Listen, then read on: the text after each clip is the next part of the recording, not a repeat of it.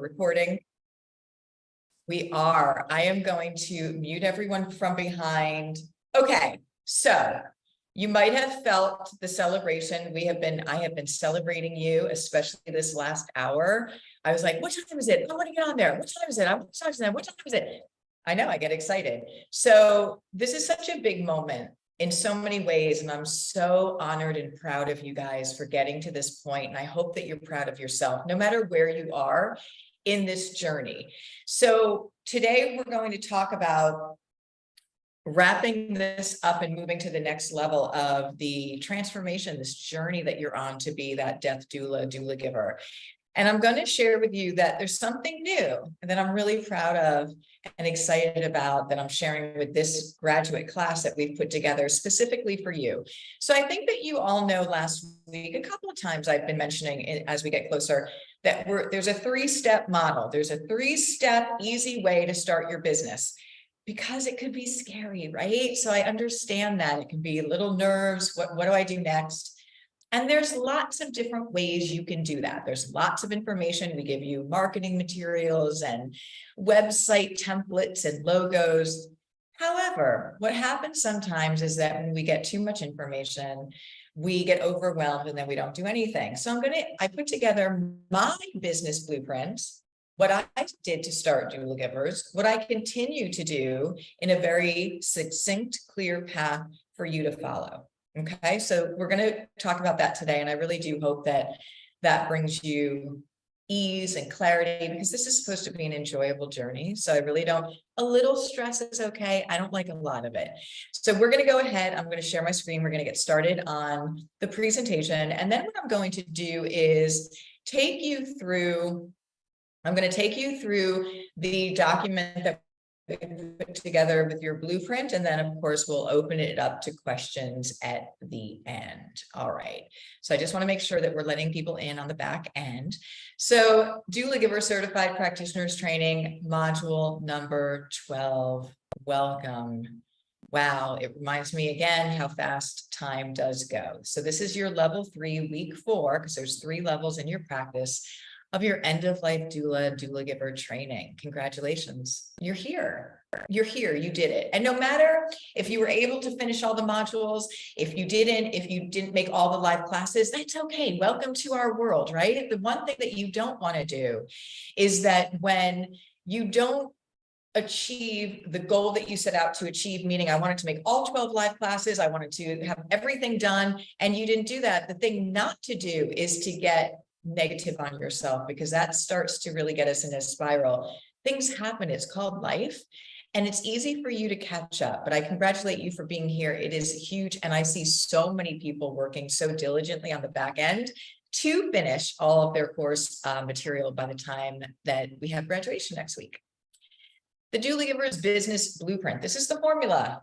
This is my formula that I use, and I really scaled it into a very succinct 3 steps.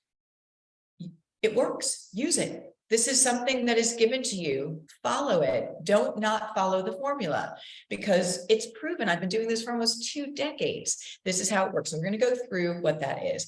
So the first thing I want you to know that it's a 1, 2, 3 step. I think as human beings, we tend to make things very complicated, and we tend to get in our heads and, oh, if I don't have a perfect website and I don't have this and that, I can't get going, and it stops us from making any progress forward. So it's a 3-step model, and I'm going to go over it in depth. But the first is to make your complete resource network list.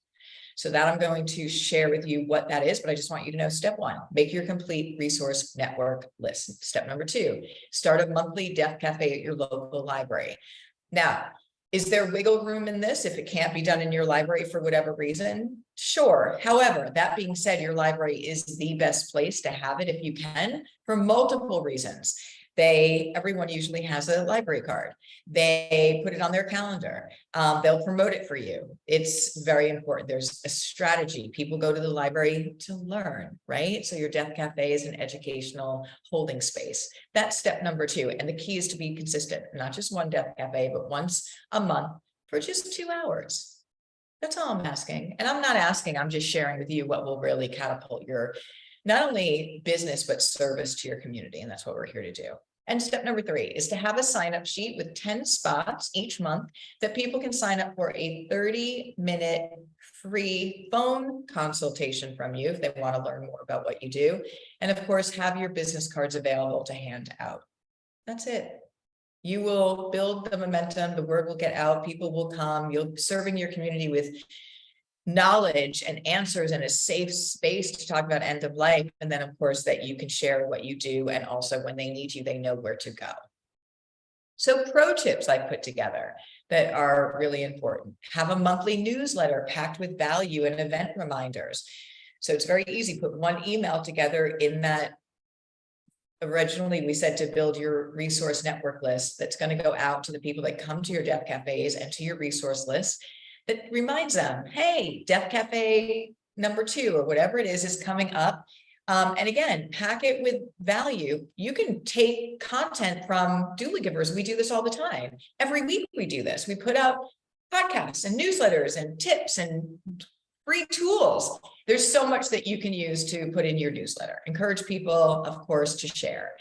Have a clear, structured price list for what you offer. I feel there are people, and I get it, it's a learning progress, and I'm not judging anyone, but they get people interested and they don't have things ready. They don't have their price point ready. They don't have their list of services ready. And there's gaps in that, and it's not professional, and it also, you can lose the interest of people.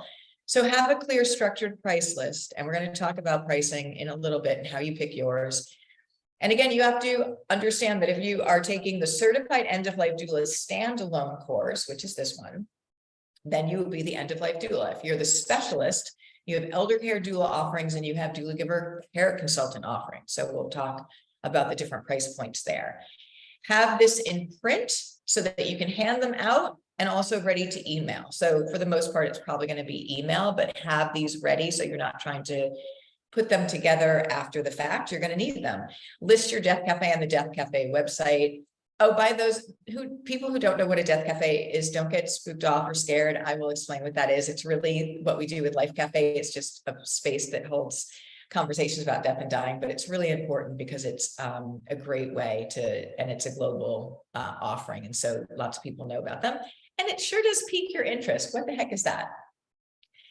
You have everything that you need. So before we go into all of your assets that you're going to get when you graduate, I want to take you into the document that we shared. And I put this in your Facebook group today, and we can put it in here.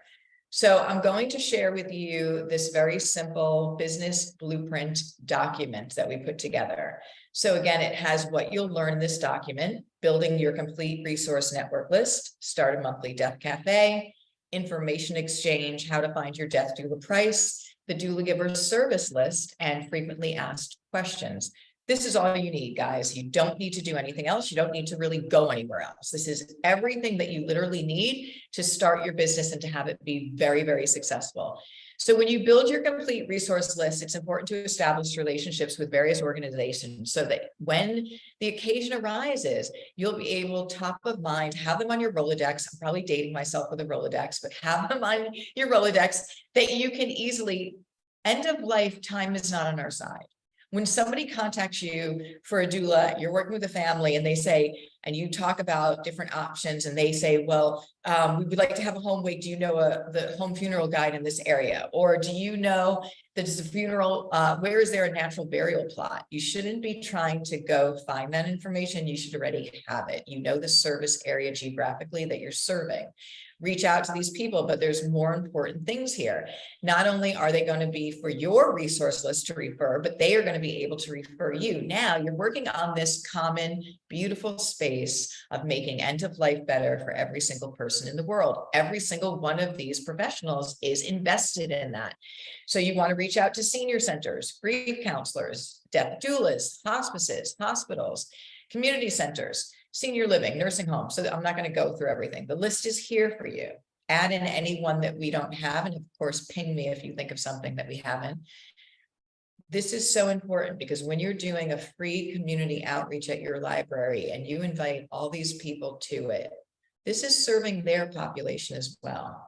So not only do you want to encourage them to come, but you want to encourage them to share with their communities. This is, again, that free community support. Maybe you want to do events together. Maybe you'll meet with somebody like, it's a big thing, the elder care attorneys. They are joining with doulas to reach families to help with the care consultant part, that advanced directive and advanced care planning. So you want to find out all these people in your area, and you want to invite them to what?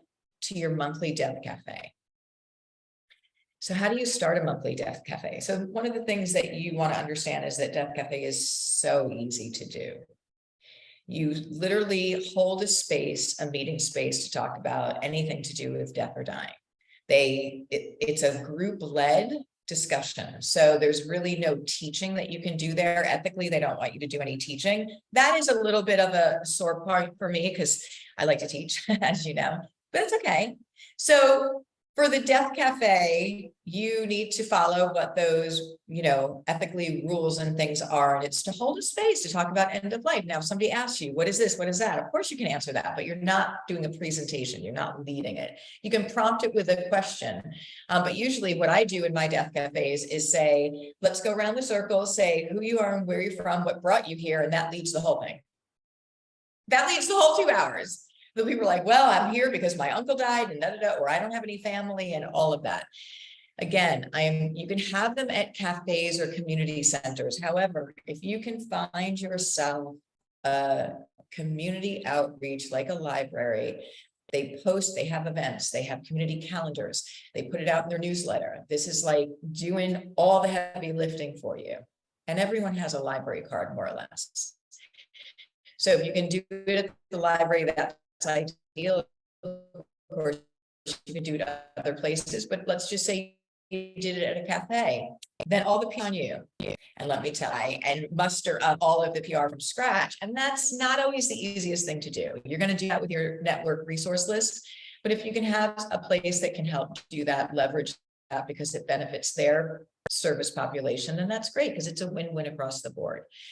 Send an email out to everyone on your resource network list, inviting them to the Death Cafe, and have at the same time every single month so that people, I can't go this month, but I can go next month. I went this month, it was amazing. I'm going to invite and tell all my friends to come next month. And here's the actual link. If you press on that, it will take you to the Death Cafe website, how to hold a Death Cafe. It's really easy. Information exchange. So getting people's emails before or after presentations, that you have to build up your email list. You have to build up your email list. If you are serious about having a business, you've got to build up your email list. This is how this works. You want to always honor that email list and give them value. Share great insights, great articles, a great tool. It doesn't have to be hard, but if you don't start building this, you're not going to have a successful business. I can tell you that right now. This is a really important step in this. When people come because they're interested in your Death Cafe, they're interested in talking about death, ask them if they'd like to sign up for your monthly newsletter. I do a weekly one, but we have a very big organization. You can do a once a month, and it can easily remind people of, again, your live Death Cafe. At your Death Cafe, have a sign up sheet. I want to say that you have to do this, but you don't have to do anything, but I strongly want you to do this. People don't really know fully what a death doula does, what a care consultant does. They might be nervous about it. Offer them a 30-minute free phone consultation that they can find out more. So this allows you to have that offering, that space, and they know when you say it's a free phone consultation that there is a fee afterwards. So it's not this awkwardness, you're providing a service. And I'm going to give you tips in a minute on how to do that phone conversation. Always minimally, please have your business cards done. You don't need a website. You don't need to go crazy on certain things. You can build it up. I would not wait till you have everything in place to start doing community events.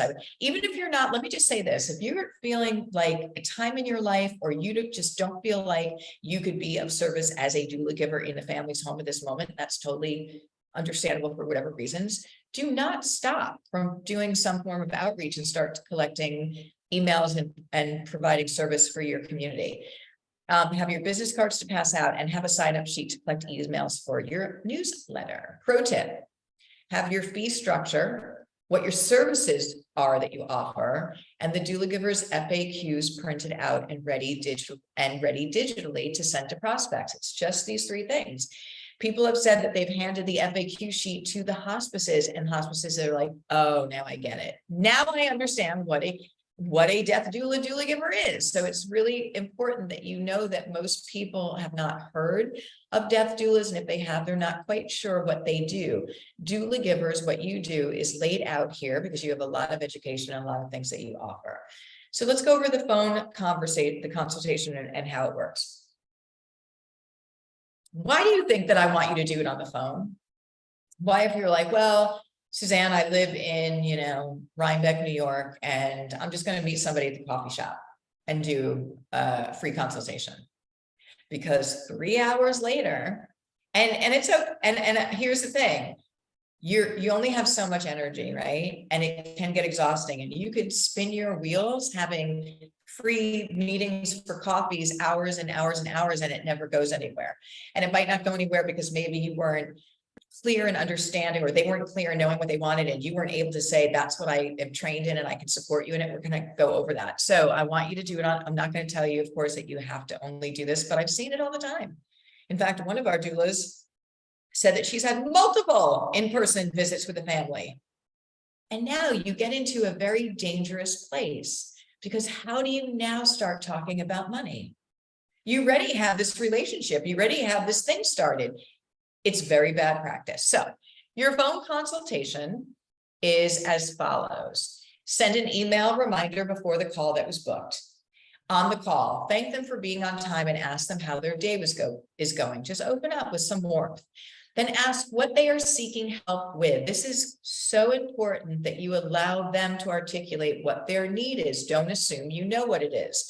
So you have a doula giver specialist where you have elder care training, advanced care planning training, and end-of-life doula training. Again, ask them what their need is, and then repeat it back to them. So ask them what their need is, and if somebody says, and I give an example here, ask what would be the best outcome they're looking for. So they might not even know it the full time. Maybe they just had a loved one get a terminal diagnosis and they really don't know where to start.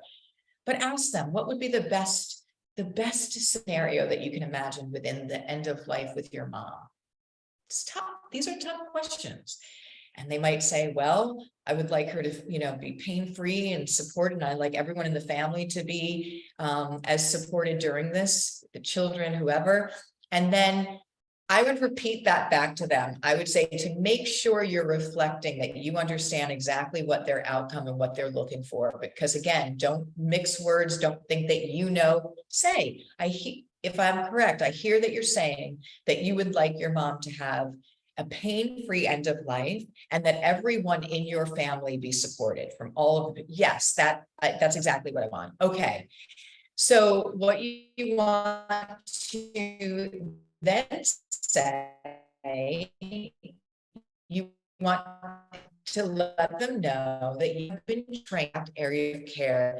You can give support. Let's just say I'm an end-of-life doula. This is an end-of-life space. I have been trained in all 3 phases of end of life, and I feel like I could again help you to obtain that outcome as best as possible.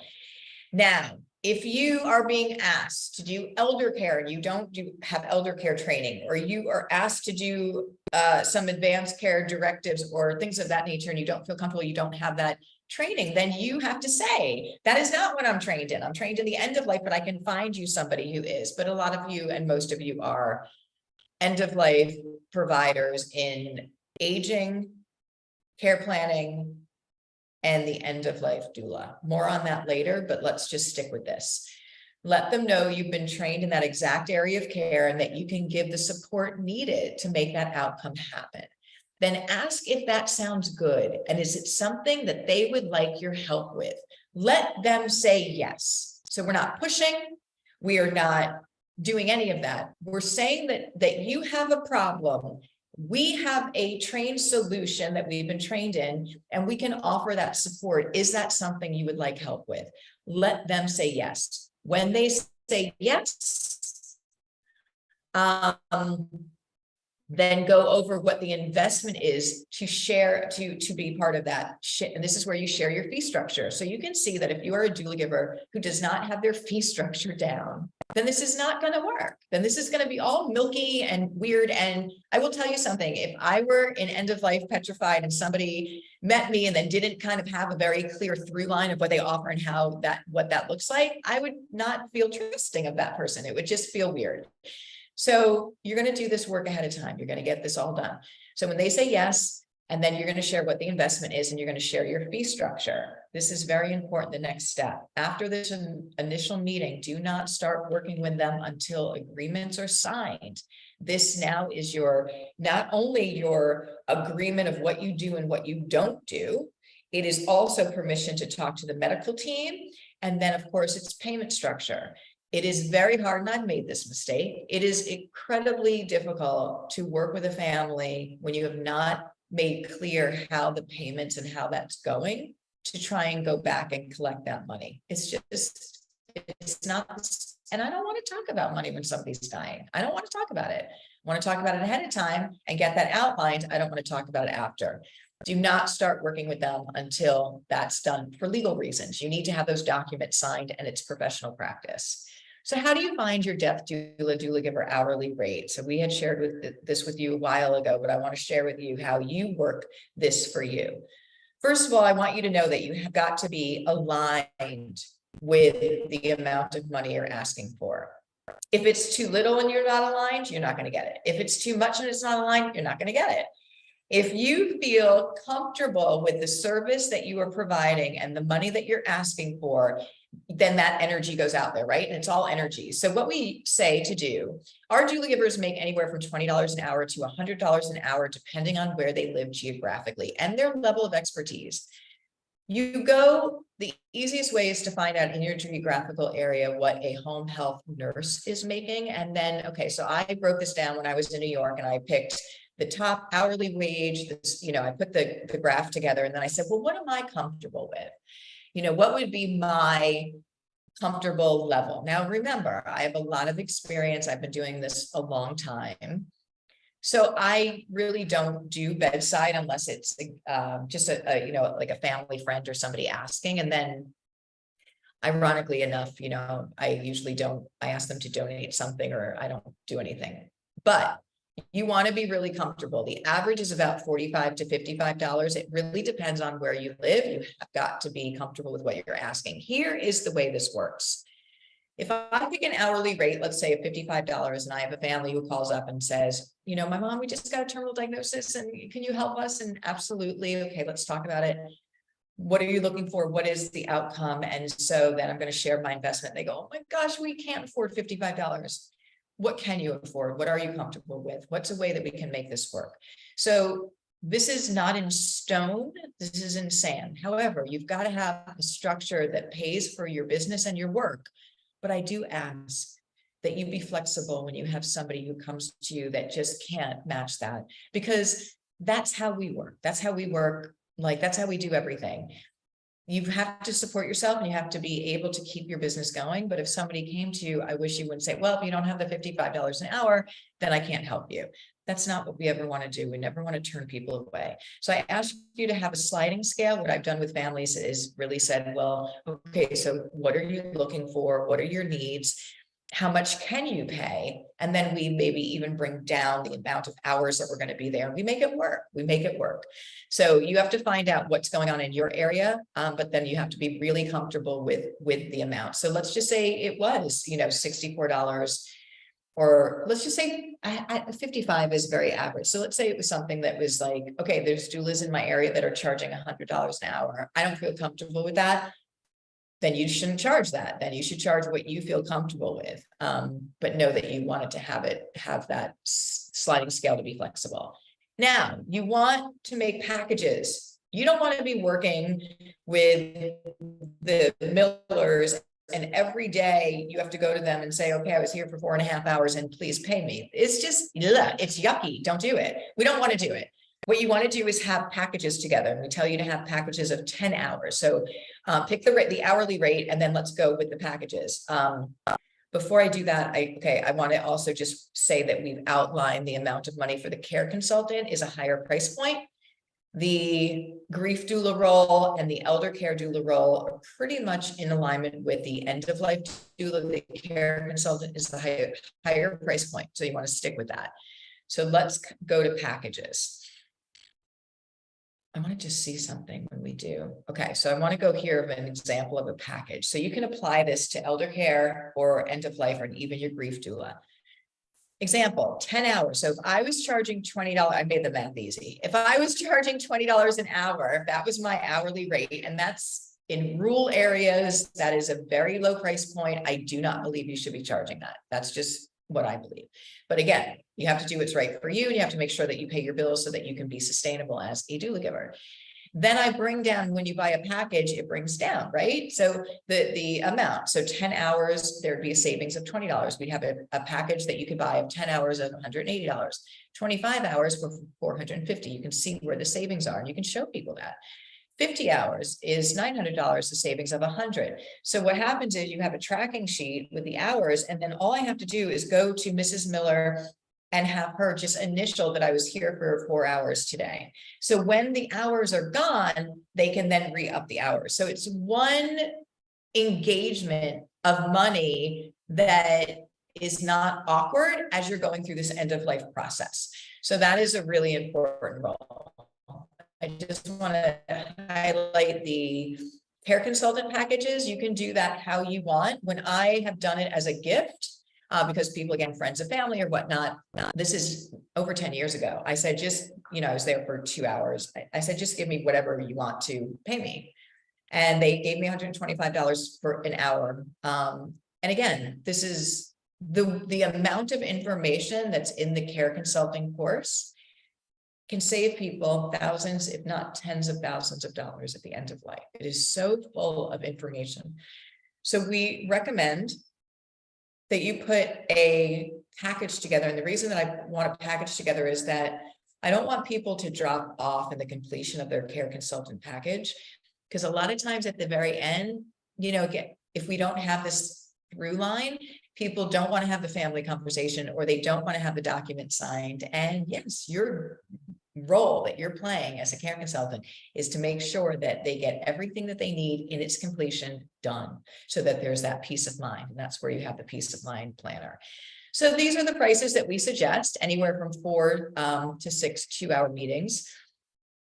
4 to 6 2-hour meetings. So let's say you do 4 meetings, they're 2 hours each. There's a whole protocol that goes along with that.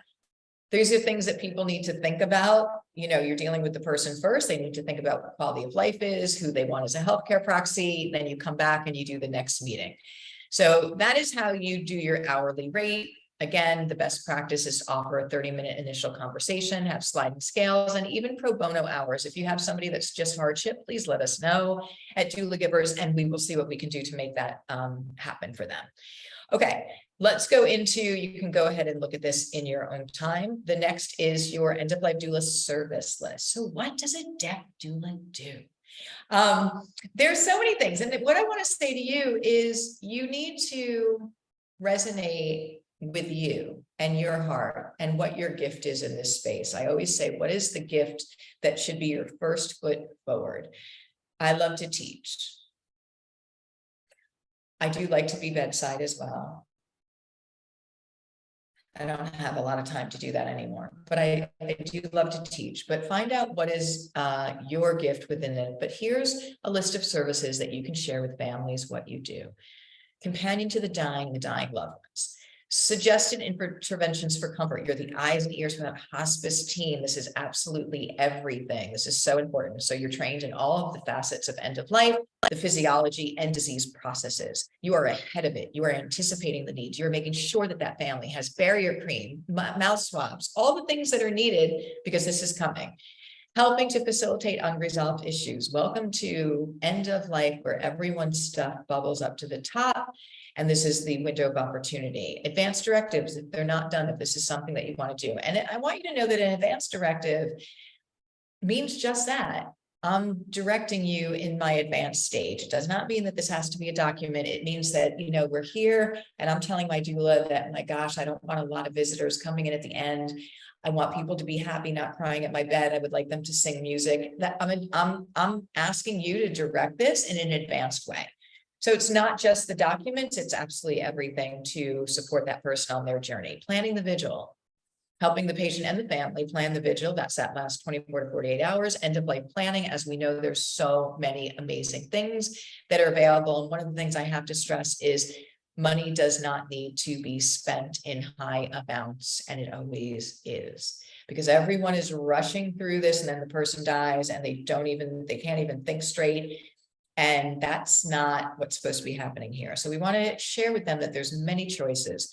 Keeping people at home, having home wakes, green burials. What about water cremations? All of you are posting in the group about the composting, which is great. So there's just a lot of choices here, and that's empowering, right? So end of life planning, writing the obituary, writing the eulogy, helping with that, creating remembrances and legacy projects, helping families and patients with that. Finding peace and acceptance in this space, that's a huge one. And it's everything. I mean, you know, can imagine being an end of life person.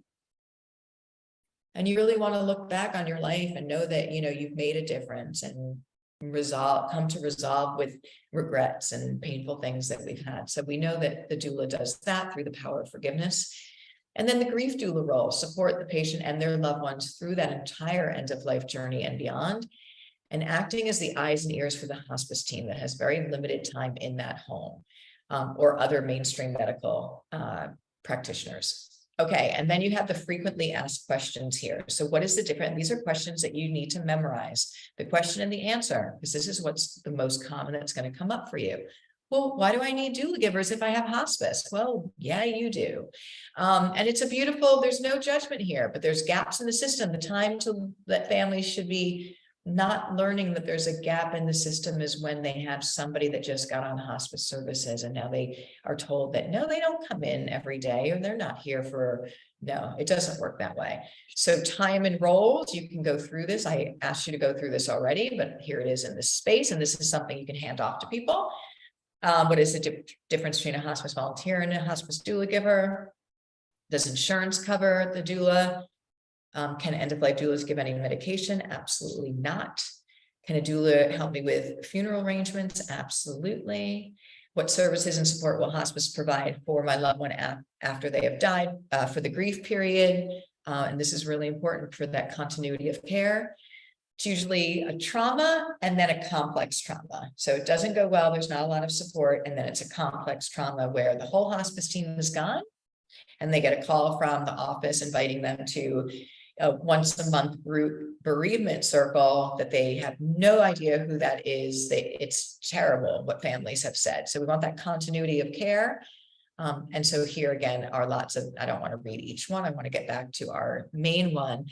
But then we have, again, does hospice approve of end-of-life doulas? Yes, the National Hospice and Palliative Care Organization, NHPCO, has put together an end-of-life doula council to share with hospices and families how the professional end-of-life doula can assist and complete the hospice team to fill in the gaps in care and allow for the best end-of-life experience for both the patient and their loved ones. Okay, love that. And it's all there. So that's your 3-step, and that is really what you want to follow for your practice. I'm going to tell you what you're going to get once you graduate and what you can utilize. So you have everything you need. Let's take a minute and just breathe for a second and take that in. You have everything that you could possibly need, probably too much, but that's okay. I'd rather have too much than too little. But what I don't want to happen is that you get overwhelmed. So you have everything you need. And I really would say, I'm going to share with you what's in here, but follow the blueprint. That's what I use. Follow the blueprint. It works. There is an international givers members association. Complete the course. You will get an invitation to join that. That is an association that continues with a private Facebook practitioners group, with monthly network meetings, with patient referrals, with the directory.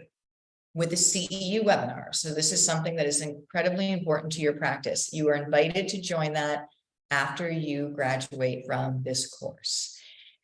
Facebook page, again, has continuing educational webinars. You're going to meet doulas from all over the world, senior doulas, who, by the way, are some of the most incredible people. And that's how you really learn.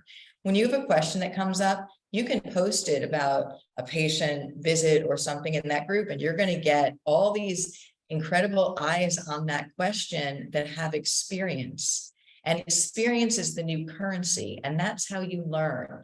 And there's not one end of life that's exactly like another. So having this group available to you is, in my opinion, invaluable. You need to get, before you start practicing, your insurance for your practice. That's obtained from CMF Group. Don't think you have to memorize any of this right here. This is all going to be sent to you. Once you graduate, you're going to get your emails. And if you watch if you haven't already, or you might want to watch it twice, is the graduate email video that's in your level. It's in your guide number 3, is how you take your final exam and what you get when you graduate. It's going to show you literally in your classroom what you do and then what you can expect to receive after you do that. And this is going to be the information you receive. So it's all in there. You don't have to write this down.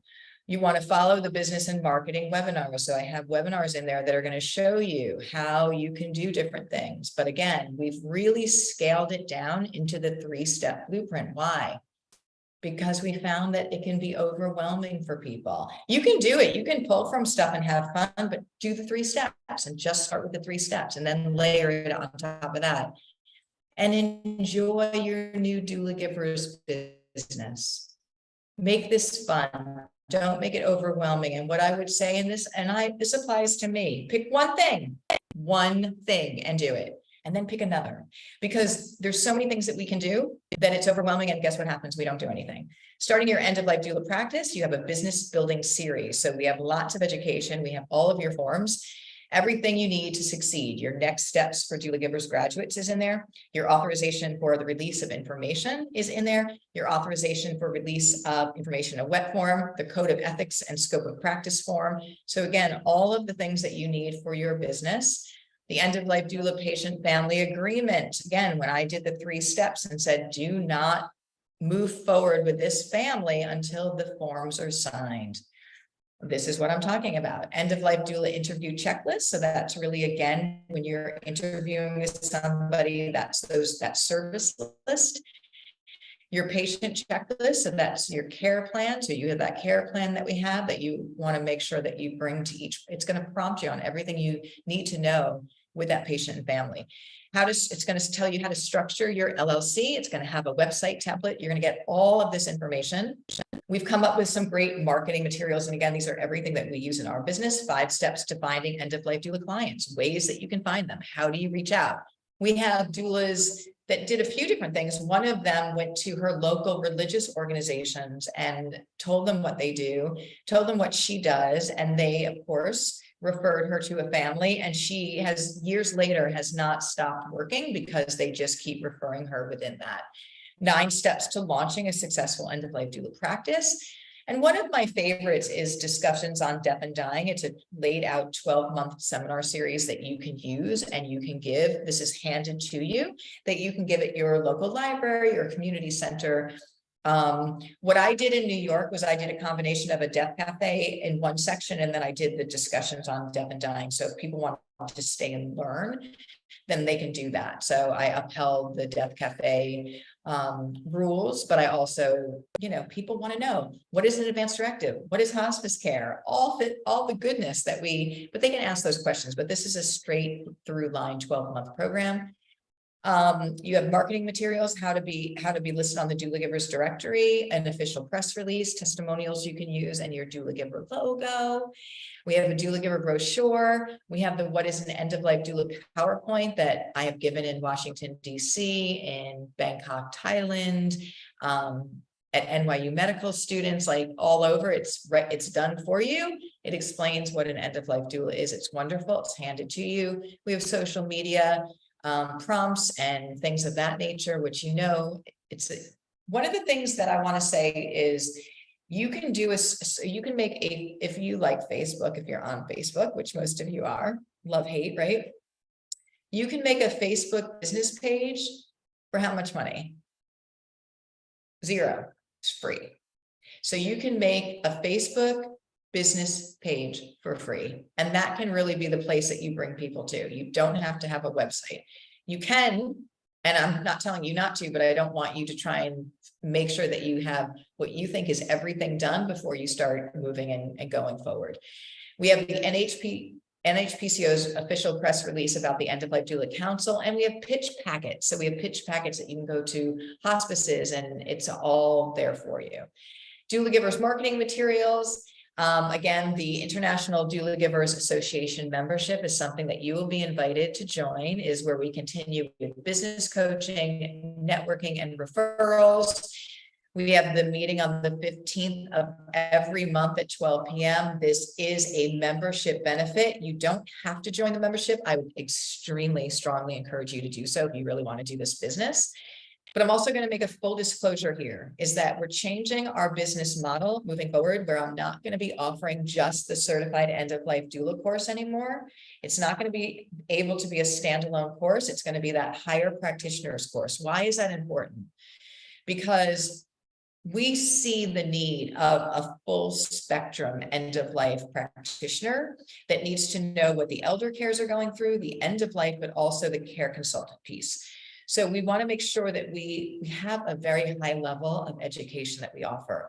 And we want to make sure that we're fitting that need that's out in the world for the non-medical holistic practitioner that is the highest level it can possibly be. And so we don't just want piecemealed courses anymore. So there's a reason for it, and this is very important out in there in the world, but it will probably take place, I think, in about August or September, that we'll be branching off. We will be offering a family caregiver course, but we'll only have that, what you really call like a master's program for the end-of-life doula. The association membership fee will be going up as well. So full disclosure on that won't go up probably till January, but if you join earlier than that, then you are lifetime guaranteed at the rate that you go in. I think it's $9.97 a month now, or it comes down to $8 a month if you take the annual, and you will be grandfathered into that. So it's very important that you know that, but the meetings are amazing.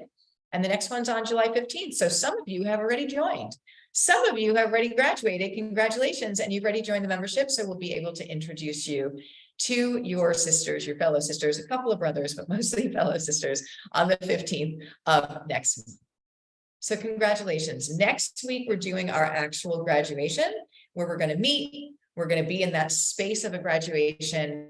What do we do next? And then we're going to open it up to shares and what has this journey been like for you. So congratulations. And here is to your success. You're just beginning. It's going to be incredible. And each one of you can do this. All right, we're going our entire team. You are the ripple effect in the world. All right, there we go. So get ready to meet a whole bunch of doulas from a whole bunch of places around the world. Maybe you'll be next doing them. Congratulations on completing module number 12. All right. Let's stop this. If you'd like to ask a question, please raise your digital hand, or I check the chat. We try and do as much as we can. Please, if you're writing in the chat and it's a question, put hashtag question, because there's usually so many comments in there that are wonderful. So we're going to go in order. Let me make sure that everyone can unmute themselves. And we're going to start with Barbara Penta. Hi, Suzanne. Hi. Hi. So, you talked about be comfortable with the money price. So from the first day that I joined to learn about this, I decided that I didn't want to charge a fee. Okay. So I just want to do it from my heart. Sure. And do the best I can. So how do I go about doing that? Same way. But okay. But here's what I'm going to say. So I've only had one doula, and I've been doing this a long time, that didn't need any money to support herself or her family, that could do it the way that you're talking about. And you know what? That's beautiful if you can do that. What I would say is that here's where it gets for people who feel that, they shouldn't be charging for this. And I'm not saying that's you, Barbara, you're in a situation, but right. I do want address this because it comes up for people. Well, you know, people are dying. This shouldn't be something that people have to pay for.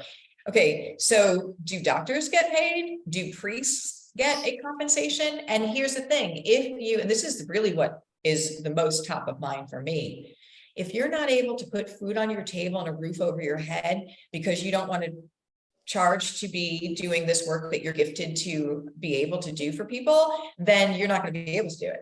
So you're going to have to be doing your other job and not be there. So for you, Barbara, what I would say is that you do everything like we shared, but you also have to be very controlling of your schedule. Yes. Because you're going to say, yeah, if you're going to say, you know, I'm doing this from, people are going to be like, sign me up, sign me up, sign me up. Right, And right. all of a sudden they're going to be like, can you sleep overnight? And can you be here all the time? So Right. you have to be extremely mindful of healthy boundaries. Yes. I would even say I offer 2 hours free, or so that, or 2 hour free blocks, because then you have the freedom to go over that, but people are not expecting you to be there indefinitely or for 8 hours. So Yeah, I already thought about that. And I just feel blessed that I'm in a position that I can give back to people. So, absolutely, I think that's wonderful, but also know that there's something about an exchange that's very important, and people will want to give you something usually and say, you know, make a donation in my yeah, name, or you can gift, you know, whatever it is, and right. then maybe you can even pay it forward to another family. Allow them Yes. to have the grace to allow them to be able to do that if they really feel that they're called to, because it's a real important full Okay. circle moment. Okay. And Okay. be very, very thankful of the support all of you provide. But that's exciting, Barbara. Thank you. Thank You're you. welcome. You're welcome. Carla. Hi, thank you. Hi, Yes, how are can you hear you? me? I'm good. Yeah. Thank you so much. This has been just an incredible journey and, you know, wealth of information. And what really speaks to me, you talked about focusing on what's in your heart. I'm an educator and I'm a connector. And I am very excited about, you know, putting together the list of resources. And I have already know a lot of people in this field. But are there any guidelines you can give us regarding further monetization when we refer people to like a cemetery or, you know, I don't know if somebody needs a trust attorney or, you know, these different services that other people make money off of. Can we ask for referral fees for those? No, it's more of a, we're going to work together in this space. I'll refer to you, you refer to me. Of course, if they're ethical, you want to find out who's the real deal. That's just a sidebar, but you can't make money off of a referral. It's yeah, it doesn't work. And also legally, I feel like there is laws against that, especially like you're referring to lawyers doing estate plan firms. It's just not something that we need to get into. But I also will say that you really don't have to. I understand where you're coming from, but when you have your services clearly outlined of what you offer, this is all going to be a full circle, wonderful thing that you're not going to have to worry about that. So. Okay. Yeah, it's going to be great when you start meeting people that are in your space, because I want to say we speak deaf, right? So we speak this language, and it's a great thing. Not everyone can have these conversations, but when you're able to speak with, you know, funeral home directors who get it and different places, it's like, it's your people, and it can be such a magnified offering for what you do in your communities, which we're shifting the culture of death. So that is going to be great. I can't wait to hear more about that. Celeste, let's hear from you.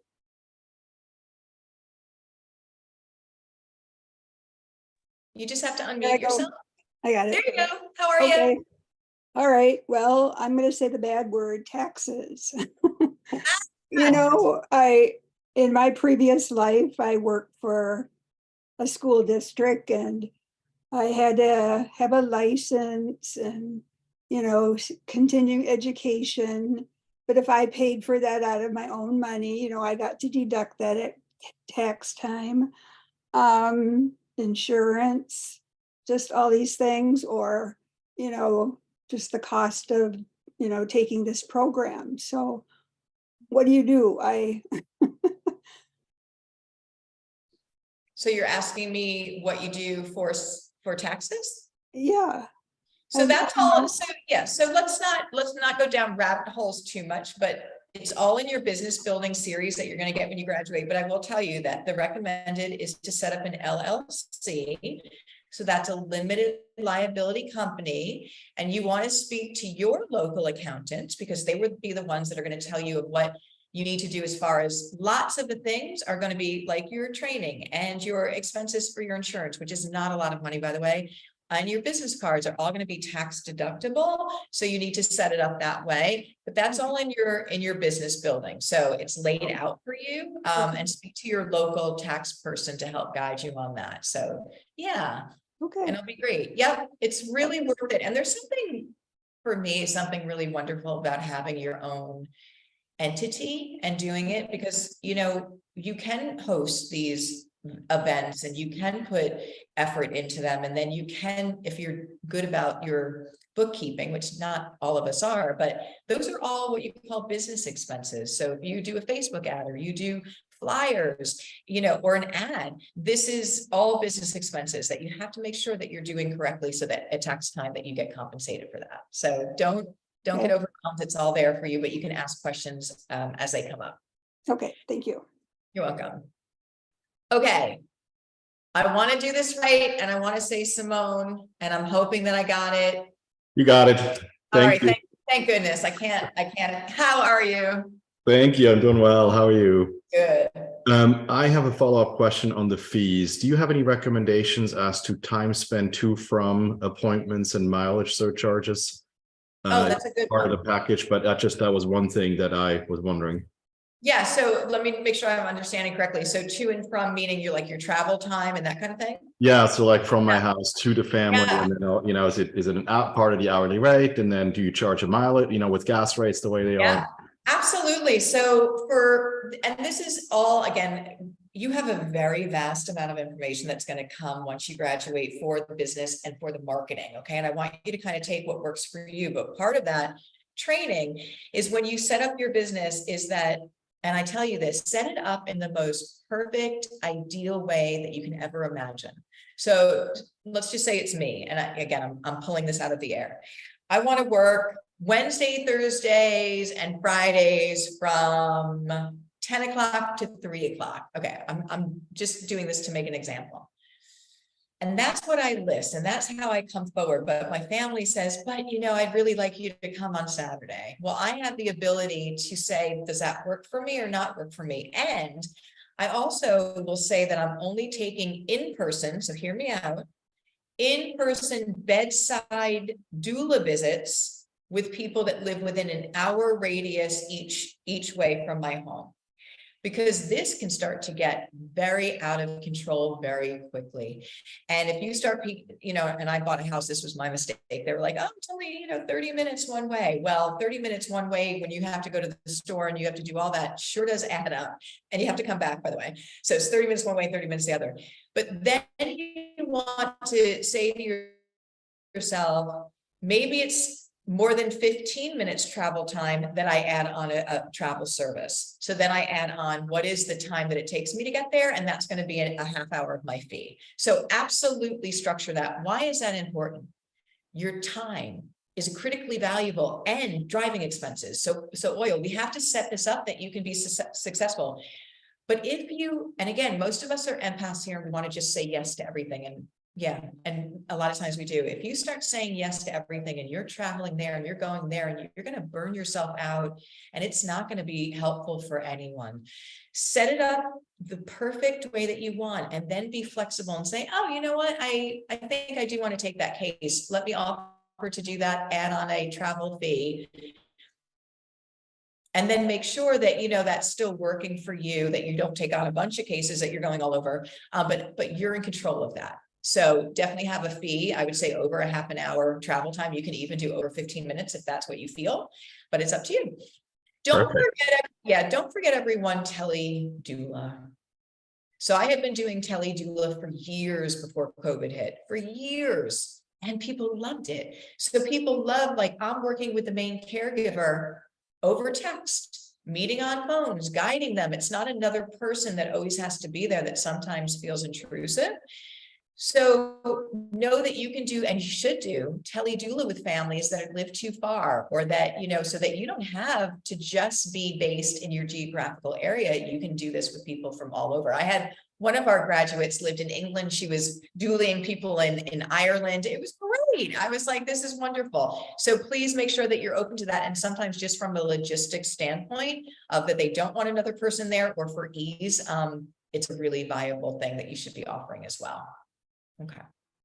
Thank you. Got that. Okay. Put up your hands if you have, I'm going to go through the chat and I want to see if anyone else has that they want to come on and ask a question. Okay. Carla says, please clarify. I thought you said in a prior session that the advance directive is not a legal document, that a post is the legal document.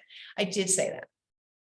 So if it was written where it's a legal document, we have to know the truth about that. It's considered that, you know, ethically it's not legally binding. Let's put it that way. The advance directive is not legally binding, which to me is, all right, so I want to give you the lowdown if we didn't cover it last time. So it's not legally binding. And so why do we have them? People say, why do we have advance directives then? If a doctor, if you've gone through all of that, to think about what you'd want, to think about what you'd not want, you have them signed, witnessed, or notarized, if it's a state where it's notarized, and the doctor just comes in, here he comes, and he comes in and he says, oh, I don't even want to see that. I don't believe in that. The law is on the doctor's side. And that is not okay. So we need to know that the post and or the most form is the legal binding medical order. You've got to let your families know this. It locks it in. So why is the advance directive made? Why was it? Do you know why it was made? It was made to protect doctors, not you. It was not made. I mean, this is like mind-boggling, right? So it was made so that if a doctor did follow it and the family was angry for whatever reason that they followed that person's wishes, that they were protected from liability. I just think these are fun facts that are actually quite terrifying in my opinion. So know that the post form is what you need. However, that advance directive conversation and to go through it is critically important, because these are not just check the box things. These are things that you want somebody to think about what's quality of life to them, that you want them to share them with their loved ones, because at the end of the day, sometimes those forms are not even there, but also the doctor might just turn to the family next to kin and say, what do you want to do? And if I know that my mom said that she doesn't want a breathing tube if she has no capacity for her brain function and things, then it's not on me. I'm just speaking what's already been shared. So it's very important for that. Okay, let's go ahead, Celeste, and then Mary. Okay, I had one more question. This is about the Death Cafe. Do you tend to, like, before you start one of those, kind of have reminders about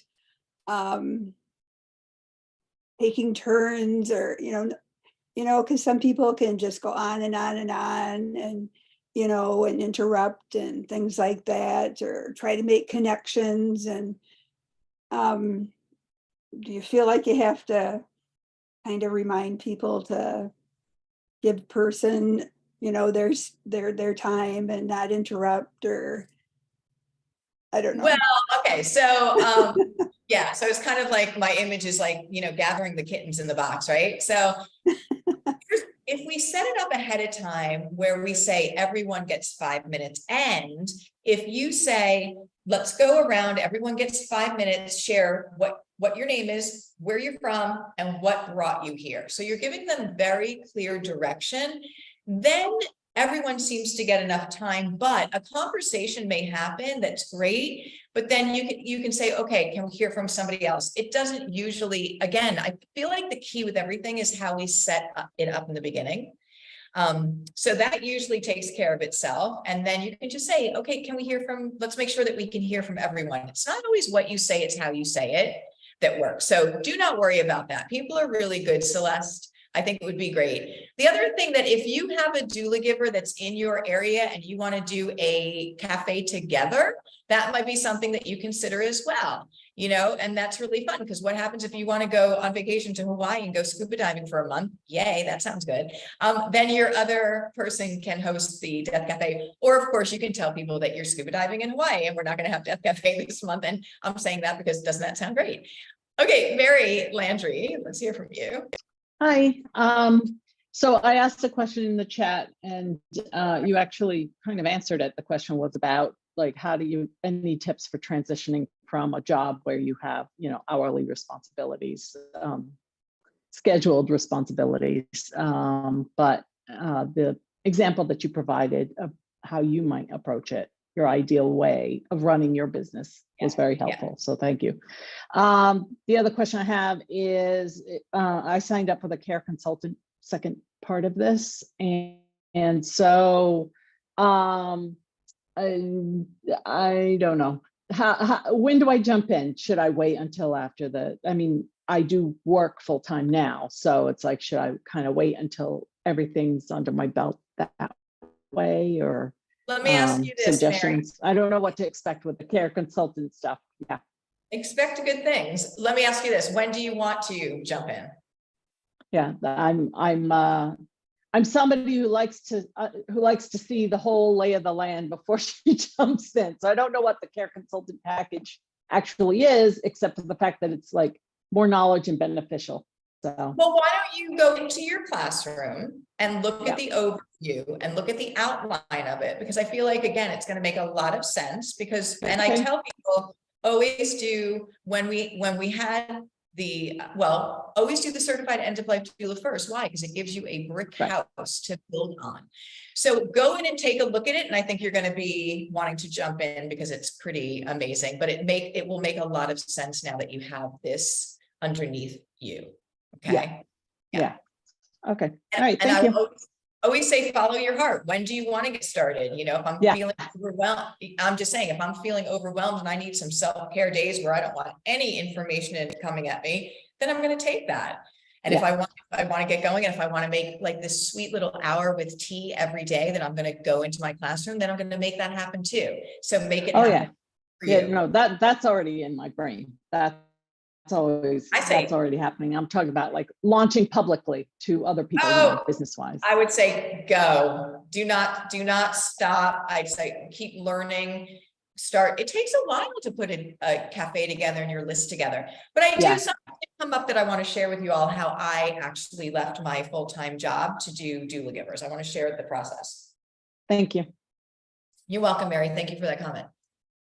So when I was a hospice nurse, and knowing that that's not the answer and not working and coming up with these trainings and coming up with a solution, I still had to pay my bills, right? So I still had a mortgage and I had to put food on the table. And I was also coming up with something that nobody had ever heard about. Some people didn't even know if it would work because it's not a government licensure. Thank goodness, by the way, I'll just say that. But it was met with some resistance because, you know, we're in such this legal crazy world where it was like, well, how could that work? And blah, blah, blah, blah, blah. And I was like, no, I knew in every cell of my being that I'm supposed to be doing this and this is supposed to work. So what I would do is I would start, you know, running workshops and educating on my time off from my full-time job. And it was right at the moment that I was making just enough from the doula work that I could just pay my bills, nothing extra, just pay my bills. I let go of my full-time job and then I could put all my energy into my doula work. And then it went. Psh.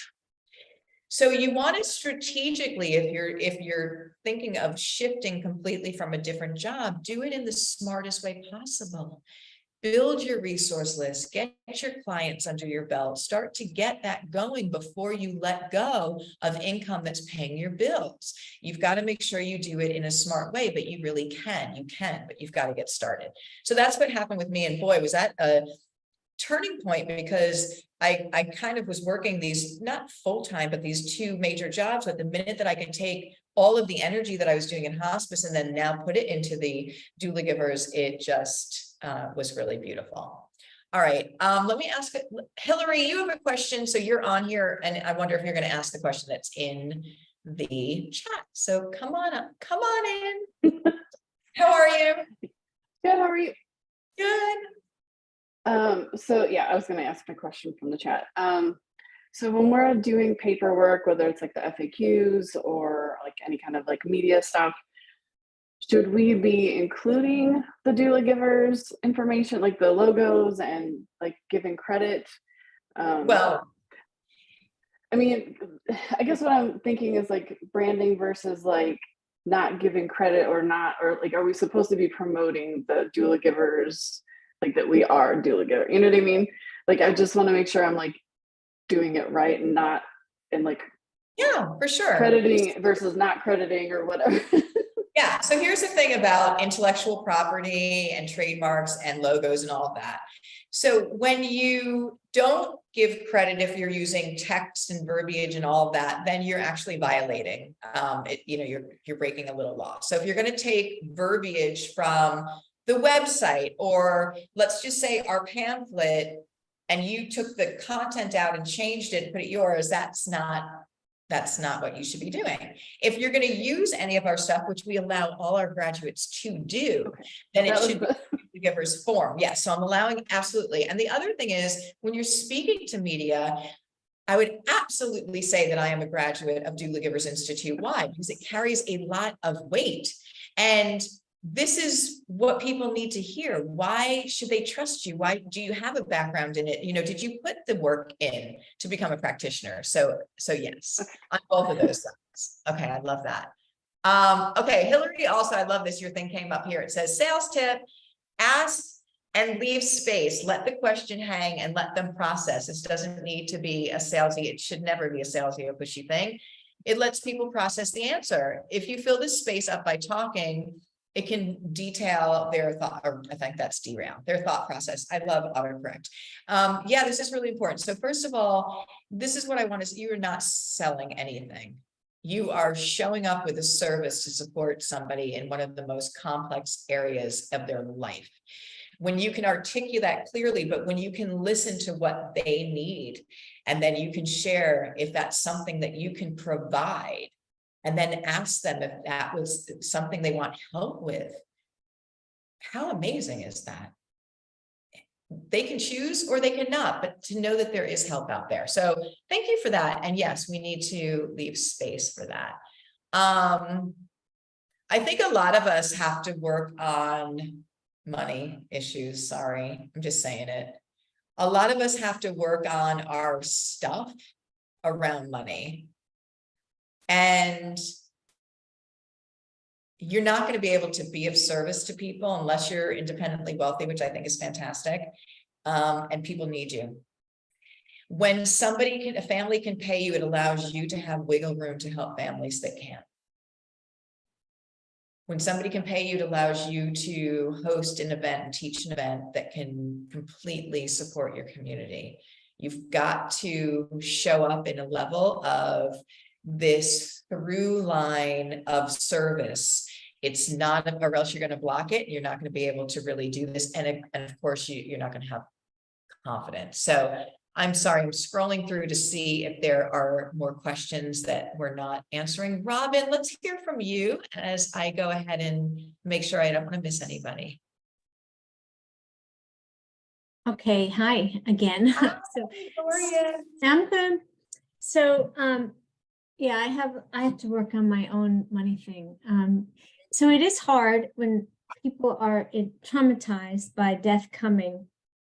I found that hard, and it's always we have no money. I understand that. So anyway, that is difficult. But I looked up all the there's 3 agencies, hospice agencies in the county that I live in. And they are all offering doula services.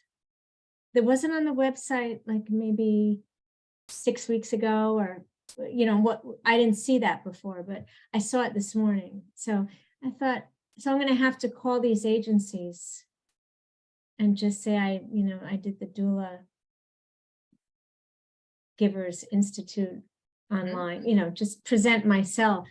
It seems like they have their own ideas and their own training, which I'm not sure if it's true, but I need to now, I have to go into these guys. So Okay. I have to do that. Right. I was so surprised when I saw all that. I was like, oh. Well, you're going to see a lot more, and I'll tell you why. So let's just settle into this moment, because what does that really mean? What doula services are they offering? Because everyone wants to jump on this bandwagon for their PR. So there have been, and this has happened for a while now, hospices that will bring on a death doula, and that one doula is supposed to see all these different families, but they want to be able to say we have one. So it's like a marketing thing. So, and also what's the training? Because if it's anything like what they train volunteers, and we love our volunteers, there's not a breadth or depth to the training. And also, what can they do? What can't they do? Because if they're just putting the doula in for an hour or two where she can't or he can't do anything, that's not what this is about. So with a lot of love, ask them what it is, introduce yourself. But here's what I did. And also, this is so important. Don't think that hospice is the only space that we go to. Because when I started and I knew hospice, they knew me, they knew how I worked, what I did, and I could not get them to sign on to, first of all, I was like, this is the answer. They're going to love this. It's going to change everything. They're going to take it right into their hospice and it's going to, and when my CEO was like, it's great, but we can't do it. I was like, why? And he's like, because we won't get reimbursed for it. We can't fit it into a model where we can get reimbursed with insurance from it. And I was crushed. I was crushed. And so I said, okay, I'll go to the people. I'll take it out to the library. I'll take it out to the community. And guess what happened? Circle back around a year, year and a half later. And those hospices and all the medical center were all asking me to do big presentations, paying me money to do the same thing. Why? Because the community was like, this is great. We want more of this. So I want you to find out from them, but I also intuitively, or maybe I'm just getting an idea that maybe it's not a depth offer, and that might not be the place where you actually want to offer your skills, that you might want to do your own thing outside of there because you know that the value of what you offer. Does that make sense? Yes. It's so rich. And invite them to your death cafe. Okay, that's what I'll do. And you know what? There's Sure. another thing at our hospital down here, over here, wherever I am. There's a caregiver center. So Yes. those were like new things. And I worked there for a long time. And so I'm going to go right to them, actually. I am telling you, invite them, say I'm posting it from, Death Doula Giver, Robin, and they are going to just buckle under because they know that they're kind of putting fluff on. But the point is, it's not about fluff or no fluff. It's about families and patients need what they need, and they haven't been getting it. And I'm not going a second longer without moving forward in this space. Well, I've been, I do this all day long, every day, but this is the most important space that we can contribute to a shift. And when that person dies, we can't go back and do it again. So you've got this, and I'm so excited. And that's why that monthly Death Cafe is the best thing in the world. And you invite them all to it. They'll be asking you to help them and to do presentations. Okay, are there any questions left that I saw that I'm seeing the thread? And I just want to make sure we don't miss anyone.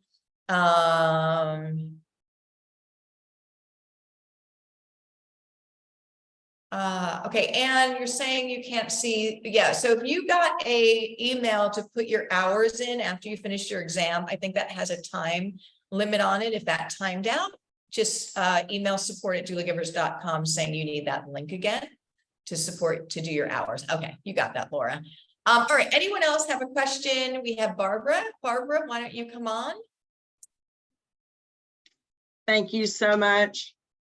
I have a couple questions and I'm so excited getting to the end. This is our last little rah-rah here. I have been asked to go to do a health fair at one of the nursing facilities that I've been doing my hours at.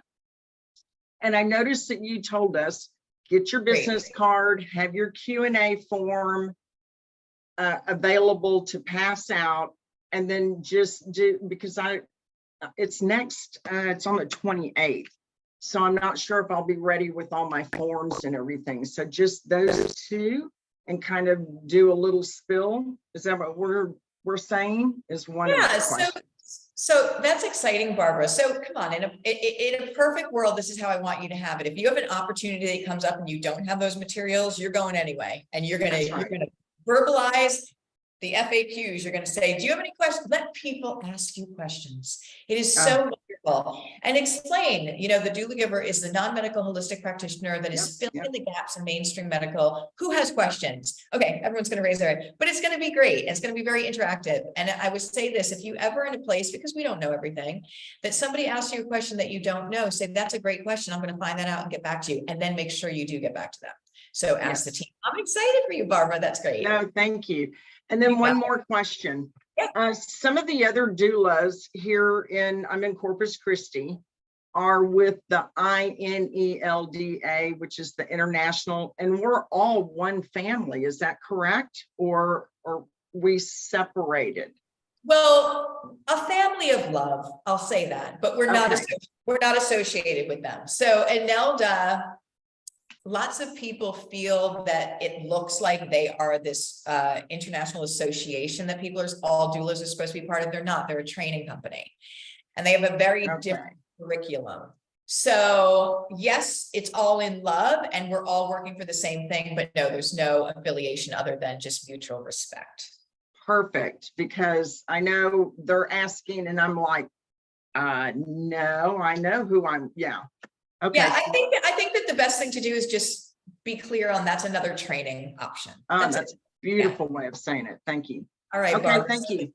So excited for you and everyone. It is. All right, Anne Klein, you are next. How are you? Thanks for seeing my question.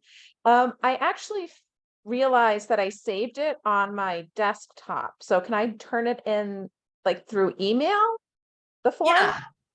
So there is a link that you can fill them out. I do believe that if you don't do that within a certain amount of days, that does come out. But if you saved it on your desktop, you can do that, and then you can send it in to us. Just put a little note that it timed out, and so we make sure that it gets to your file. Okay, perfect. And then I had one more kind of scenario. So I've been trying to talk to local hospice organizations, and I am getting ghosted. I am not getting any responses whatsoever. And I've gone to almost every single person, like via email and phone call in the agency. So I didn't know if you had any like other ways to try to get more involved, even in the volunteer aspect. I've offered to volunteer, and I'm not getting any. All right. So did you ask to speak to the volunteer coordinator? Yes. Okay, and you're just not getting a phone call back? No phone call, no email, nothing. Okay. And what are you wanting to, you have all your hours already, right? So you're not trying to get home. Okay. You have your hours. So you're just trying to make a relationship with them. Okay. So let's go to the sandbox, and let's talk about how we play nice in the sandbox. So when we are getting ill response or no response, that is a response, right? So we have to say, okay, what do we do? And so this is how you want to look. This is kind of a life lesson, is that when we look at something and it's a tall block or a wall in front of us, don't say I can't do it because I can't get through that block. How do I go around it? What are other ways? So Anne, what do you think, based on what we talked about today, might be a great way to engage them in a different way, but from a position of more authority, that you're in control and that you're coordinating something? And I'm not trying to put you on the spot at all. Okay. So what I would do, and what I did, remember back in the day, and these are hospice people that I knew, I said, I'm so sick of hearing about the reimbursement, that it's not going to work, blah, blah, blah, that, and I said, well, I'm just going to go hold an event at the library and then get the local news to do a story on it and invite people to come, and word got out. So what I would do is host something where you're now getting, because this is what we're here for, is to support our communities, a place where people can talk about end of life, and you send them a beautiful email with your name on it, describing what you do, inviting, telling all the different people that are going to be there, and what that you hospice are the provider for end of life medically for our community. You should be represented here. You should come share what you do. And you know what? I'm not a betting woman with money, but I would put money on this, that they would contact you back or come. That's just my suggestion. Anne, Yes, is that helpful? yes, yes, thank you. Yeah, I know it's frustrating, and I've had, you know, similar situations, and it's like, okay, who's next? Like, I just keep moving. And here's the thing you have to remember is that just in the big picture, when you get no's for something, you are so much closer to a yes, and you just need one yes to break open the door. So I don't want us to get discouraged by that. And I think they're threatened, and they're trying to block you a little bit. Come with love. Here's an event. Come to the event, share what this beautiful hospice does. Well, it's interesting because I used to work for them as an occupational therapist as well. So I was like, oh, I already have a relationship with you. I have, you know, like these are things that I would like to volunteer my time. And I was just like, wow, that's really interesting. Listen, I have to be very honest with you. Hospice is getting a lot of negative press. Okay. And so they're really threatened by this. And I don't want them to be threatened. I want us all to walk forward together. But the honest thing is, if there are gaps in the system that you can't fill because of the reimbursement structure and what's happening, don't let that just go on. Families need support and help. We can help that. We can fill that gap in. But there's a lot of press. New York Times just did one last week where they had a graphic of a briefcase with the person in the hospital bed. Like, it was just, so this is happening, but here's the thing. How can we change it? How can we help you to engage your people? But they are threatened. So that's probably why you're getting the silent treatment, but that's okay. We're going to figure out a way, and we're going to invite them to the table. And I want to hear when you do that, Anne, and I want to hear the good news that they came and we're all working together to go forward. Will do. Thank you. Thank you, my dear. Nancy Scott. Hi. One of the thoughts I had is, you know, I've worked with a lot of home health agencies, and as much as they are supportive of personal care and, you know, helping people make lunch and those kinds of things, I would think that those agencies might be really open to someone that would come in and support the home health aide and the family members through that end of life process. Because I think if you haven't been trained, it's pretty frightening for the end of life, for the home health aide to be dealing with a whole other set of circumstances that they're not really familiar with. So I'm just thinking a lot of the home health agencies I know of might be open to a doula, a death doula, an end of life doula coming in and working with them. Absolutely. So I want to say that I was just at a conference last week, and there was somebody there who runs home health agencies, and they went nuts for what we do. They were like, oh my gosh, I got chills right now. They're like, we need this. Nobody, we don't know how to do it. Nobody knows how to do it. Not even the aides or the doctors. We need these doulas in here. So you're exactly right. Yeah, I just think it would be so helpful to families if they had a little extra support. Like home health aides, you know, they're wonderful when they're there, but they can't do it all. And they don't always know how to help when somebody's dying. No, this is not something you're just born with. You know, you learn it from experience, but it's something that, especially for those in that role, critically important, because they're going to find themselves at the bedside of the dying. And it's so much different when you know what to expect. Exactly. So Nancy, you were right about that. And all of you, I want you to hear what she just said. Oh, that should have gone on the resource list, home health agencies. Okay. So add that to your list that you're going to contact. And agencies have brought in concierge services, the concierge doula. So they've offered that doula. So like when we're thinking in terms that hospice has an end of life doula, you know what? It's not really my favorite, because I think it gets watered down and it becomes this PR thing without being effective if you have to see 15 people. But your home health agencies, where they can have a concierge service of a doula giver, now you've got it. So this is what we're doing. Nancy, great. I want to hear follow-up from that when you can. Okay. Thank you. You're welcome. Mary Landry. Yeah, to piggyback on that, I remember that when my mom was when we were taking care of my mom, I actually had the benefit through my company that I was working for at the time, that I got reimbursed for that home health care stuff up to a certain amount. So is there anything within this organization that can help get recognized for a situation like that? It's kind of like no expense for us, but how do we navigate that type of thing? Okay, so that seemed It had to go through an organization. Like I couldn't just have, you know, an independent doula get reimbursed for that. It had to go through like a formal kind of, like it had to be recognized as a business. And so I managed that through the home health services.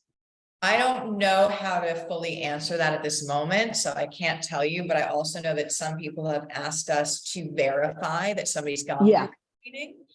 Yeah. Know what they've done on the back end, but we have written those letters. Yeah, so I'm kind of just like planting that seed. So what you do, that you've gone through the training, that you've passed the exam, that kind of thing, and then I don't know what they did with it and how they, but that would be something to pursue, what that looks like. Yeah. Yeah, and it might make it easier for people to have money to pay for it too. So yeah. Okay. Exactly. And I'm Thank hoping you. that, I mean, you're welcome. I'm hoping against hope that we do see some changes in benefits. I mean, there's all this talk. We know we have this huge aging population and the expenditures are insane and still nobody gets the care. I'm not being negative. I'm making observations. It's just frustrating. So I'm wondering if there is a way that they can again support with some sort of something that doulas can get paid for. But anyway, the most important thing is that you do not risk the freedom of the amount of time that you're able to spend with your families, because that's what we do. That makes the difference. And I'm not budging on that. I'd rather be not making a dime and be able to be bedside as long as I want to be, than anything else, because that's what makes a difference. Okay, Christine Gardner.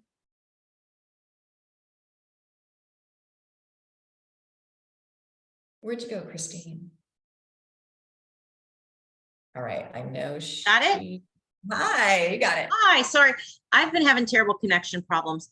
I just wanted to piggyback too on all of this conversation about hospice, because I have to be honest and say, when I started this journey, I was all in with going to work for hospice. I was a volunteer coordinator and trainer at hospice. I worked as a nurse at hospice. I left my hospice job to go take care of my friend with pancreatic cancer, which furthered my interest in wanting to be an end-of-life doula. But I always had it that I had to go work at hospice. And I have to say, through this training and this education and all these people I've met, I'm not afraid not to do that, because I already see that what we can do is bigger than what hospice currently allows for. I love my hospice, my local nonprofit hospice. They're amazing, but they're restricted. And I'm still going to go talk to them, but I'm not going to go talk to them anymore with the idea of working for them. I'm going to go talk to them with the idea of, here's what I'm going to be doing for your patients. Here's how you can support me in the community. Here's how, you know, that kind of thing. And I also wanted to say this for, I think it was Anne that was going and talking to, you know, not having any luck talking with hospices. It's a good idea to find out if which hospices are for profit and which are non, because my experience has been that nonprofit hospices typically have a little bit more open mind and a little more leeway, because they have donors, and donors want to commit to new programs. And so they're not quite as married to, it must be covered by Medicare. Like our nonprofit has music therapy and Reiki and all kinds of things. And I find that they seem to be more open to supporting a doula in the community, whereas the for-profit I talked to was like, nope, no way. So much here. All right. So I think that was great. I want to just say this, that you do your event, you do your Death Cafe, you go to your local paper and you have a press release that's already made for you that you're going to send to them. You tell them, I just graduated from this course. This is what we do. I'm hosting a community event. Can you share it? They're going to be like, can I share that? Can I come to your event? Can I do this? You're going to have everyone chasing you. So do not let hospices they are not the boss. I love you, hospice. It's a beautiful model of care. And Elizabeth Kubler-Ross was afraid that this was going to happen, that it was going to get watered down from what its original intention was, and it was becoming a money machine or a fragmented machine. And it is, and it is, and it shouldn't be. And I'll tell you, look, I understand what we have going on in the world, but when you work at the end of life, and when people are dying, and we get one shot to do it, and we're dropping the ball all over the place, that one organization who's the end of life provider is dropping the ball. When I said to my CEO, this isn't working, most of my families are having terrible end of lives and it's not working. He goes, but that's all we can offer. That's all we can do. Yeah. Shame on you. Shame on you. Not him necessarily, but the whole thing. When there's a dollar tied to this in a time limit, we're doing something wrong. Make your money somewhere else. And I'm not saying that they're all there to make money, but I'm saying that this is not working and we have to do it. Go out into your communities. You are fully supported by everything that we can offer you. Host a community event, get people to come to it. The hospice will come to you. And if they don't, then you don't need them anyway. All right. Barbara Garner, you have one, and then I want to read a question that's in the box. Yes, just to do on to your press release and that, don't forget that your local radio stations have really nice bundles, and you can do a small little commercial. They're all under corporations, different, channels. So don't forget, when you're doing that, you can do that own press release and have them, especially if you're going to do a cafe or things where you're bringing your community in, you want to get it out that way too. So that's all. I just wanted to piggyback. So I love that, Barbara. So we suggest, again, take that press release and go to your local paper and your local radio station. So yes, you can do a mini ad, but they also need content, and they're probably going to want to invite. You're saying, I'm taking my knowledge and supporting my community for free to come ask questions. That's a story. And that's what they're going to support. So I love that. Exactly. Yeah. All right. Maureen is in the chat. She says, #question. After the death of my 32-year-old nephew, I started a company called Strategic Hourglass Solutions. I love that. My logo is an hourglass, and my tagline is, because sooner or later we all run out of time. I wrote a book that is an index with true stories for each one of the 10 chapters. My website has these stories along with my speaking engagement topics and how to purchase my book. Should I form a separate company as a doula giver, or is it feasible to incorporate the doula giver work with my current website? Feasible to incorporate that. I would love it. I would love to just have another division. Don't reinvent this. It's wonderful. They all go together. So I love that. And I think it's so beautiful that you turn that experience into something that can help others. Put a section on doula givers and have it in there. And those of you who are on here that have an offering like that, or wrote a book or some tool, we want to hear from you. We want to support you. We want you to share. So if you haven't already, share it in the Facebook group. We want to see and be inspired by the great work that you all are doing. You never know when, again, we can refer somebody or somebody could utilize your tool. So those of you who have something on here, if it's not in the Facebook group, please post it while we are still in there. And we'd love to see that, Maureen. We'd love to see that website. And yeah, if you have it, just add it to it. Okay. You guys are beautiful. Okay, that looks like that from there. Wow. I don't want to hang up. But it's okay. Okay. So we're just going, it's a beautiful moment because we're just going to the next level, but it has been a beautiful 12 weeks. Next week at the same time at 3 p.m., we'll have our graduation. We're going to do a little graduation ceremony, and then we're going to talk to you. We really want to give you the platform to share what this 12 weeks has been like, what you got from it and what do you hope to do for the future with it. So we're here to support you. Thank you so much, everyone. It's been wonderful and to be continued. Stacy, do you have your hand up? Did you want to share something? Yes, I just want to make sure that they join in the graduation no matter where they're at, because they deserve recognition. That's it. Okay, thank you. I should have said that. Yes. So even if you're not done, you come to the graduation. This is a graduation of your 12 weeks together. And it's really important to do that. It's gonna, you have been in this with everyone. You are exactly where you need to be. It also gives you the next week if you're getting closer and you want to try and finish it before that. But regardless of where you are, come to the graduation. You have earned this, and it's going to be just a beautiful event. So we'll see you all in the Facebook group.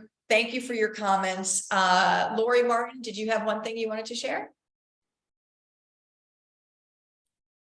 Lori? Yes, I know that a while back you said that there would be some kind of a list as to who on our group right now is in our local area. Does that come out after graduation, or where do I find that? That's in the association group. So there are different areas in that IDMA association. So it's not just right now. What I would say is if you're not in the association, the learners page, you can just post where you're from, and we try and have you do that in the beginning and see if there's anyone else in your area, and then when you graduate, we'll give you the different regions where people are located. Where are you located? I'm in Livermore, California. That's San Francisco East Bay area. Okay, great. So we have some wonderful doulas there that you're going to get to meet. So yeah, so we'll make sure that's available to you. It's an exciting moment because now you start to really get to network and meet people again that you might say maybe somebody has a Dev Cafe, or you can do an event together. So to be coming soon. All right, everyone, please let us know if you have anything that is needed. I did post that document in your Facebook group that we showed you today. So go ahead and you can grab that. You can download that, go over it, sit with it, ask questions about it. It's 3 steps. You've all got this. Thank you so much, everyone. Have a beautiful rest of your day. We'll see you next week.